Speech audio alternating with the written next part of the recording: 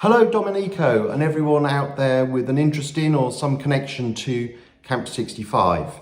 My name is Malcolm Gaskill. I'm a writer and historian living in Cambridge, England, and I want to talk to you about my great uncle whose name was Ralph Corps, and he was a prisoner in Camp 65. I'll show you a few pictures of him. There he is in 1938, marrying his wife Flo, and this little bridesmaid here is my mother. There's a picture of him in the uniform of a corporal in the Coldstream Guards before the war, and then in uniform in training during the war, and then finally, intriguingly, a picture of him dressed as an Italian peasant in 1944. He was born in Doncaster in Yorkshire, north of England, in 1914. He joined the army in 1932 and then left the army and joined the police in 1935, and then with the start of war goes back into the army, into the Coldstream Guards, and then transfers to the Royal Military Police as a sergeant. And then in January 1942 he's sent to North Africa, and he's captured at Gazala near Tobruk, sent straight to Italy via Brindisi and into Camp 65 at Gravina.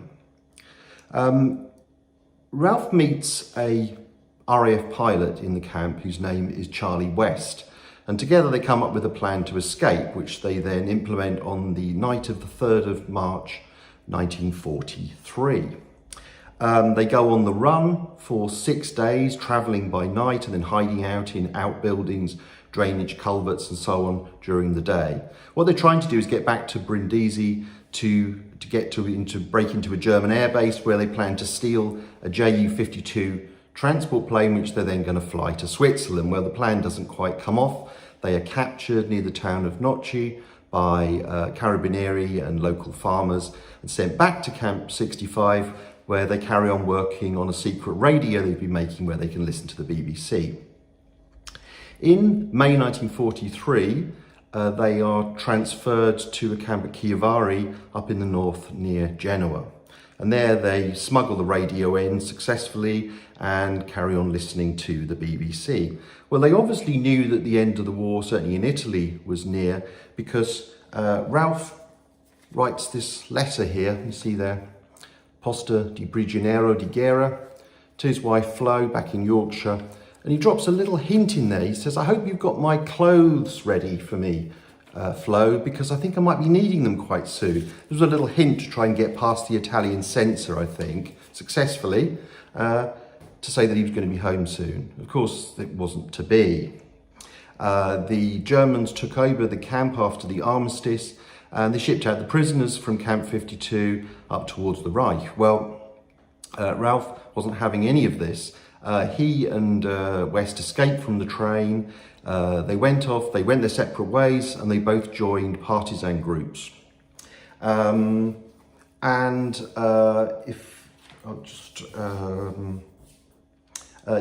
just another little document just to show you there is that there's a little testimonial written in 1946 by a man called Amedeo Cantoni. He was one of Ralph's contacts to do with the resistance.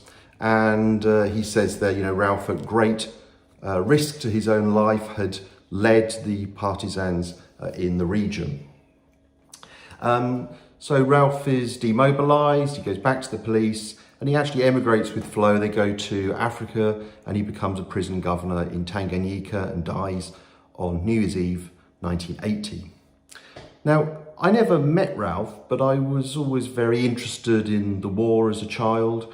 And my grandmother, who was his sister-in-law, told me various stories about Ralph. She told me very few things, actually. She told me he'd escaped from a train by cutting through the floor with a knife and fork, which I always thought was fascinating, but sounded like it come from a war film. She said he'd hidden in an Italian farmhouse, and she also said that he'd kept a diary.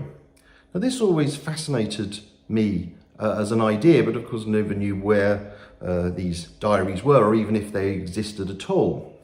A little bit of research in the National Archives, though. Here it is. This is a document from MI9, so Military Intelligence 9, like MI5, but for escaped prisoners. And actually, Ralph says in here, north of Verona, levering up floorboards of wagon and lowering self in between the rails. So it turns out that Ralph actually did cut himself out of a train. So that bit much was true. It then didn't seem so implausible he'd hidden in an Italian farmhouse.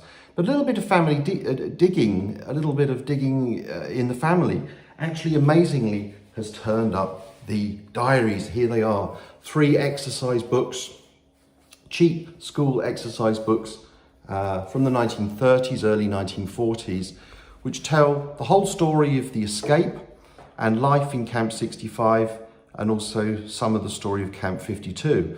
Although they don't say anything about going and working for the partisans, which it doesn't seem that Ralph ever really told anybody as far as I can see. Well, there's 35,000 words of this. You can see all very neatly written inside. They're all pretty much the same, except for the final one, which actually has a lovely little diagram of the radio that they made. Let's see if I can just find that for you. There we are. There's the radio that he and West constructed. They're not actually diaries. It seems that they are more like just a memoir, but actually written in hiding right at the end of the war when he was hiding out somewhere near Lake Garda. So that's really, I think, the story that I wanted to tell you about Great Uncle Ralph. If the world wasn't in the grip of the coronavirus at the moment, I would this weekend be going out to Italy, going to Camp 65 with my friend Domenico and retracing Ralph's escape route. And of course I will be doing that in due course, hopefully next year, and perhaps writing a book about the story as well. Well, thank you all for watching. I hope to meet some of you in due course next year at Camp 65. And until then, stay safe and well, and see you on the other side. Ciao.